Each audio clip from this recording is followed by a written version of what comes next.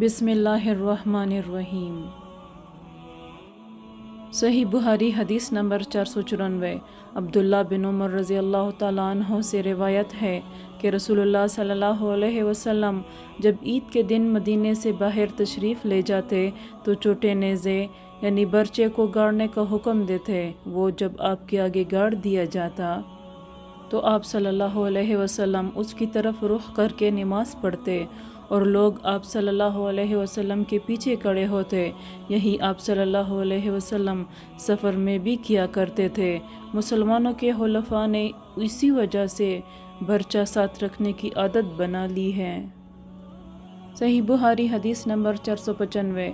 शोबा ने बयान किया, ऊन बिन अबी जुहैफा से कहा, मैंने अपने बाप वहब बिन अब्दुल्ला से सुना कि नबी सल्लल्लाहु अलैहि वसल्लम ने लोगों को बतहा में नमाज पढ़ाई।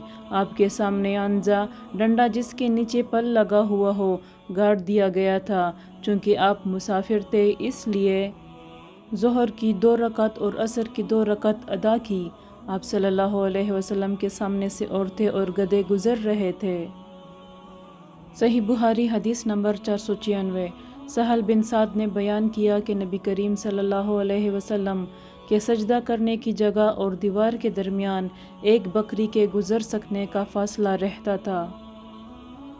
सही बुहारी हदीस नंबर 497। सलमा बिन अकू रज़ी अल्लाह तआला अन्हो ने फरमाया कि मस्जिद की दीवार और मिंबर के दरमियान बकरी के गुजर सकने के फासले के बराबर जगह थी। सही बुहारी हदीस नंबर 498।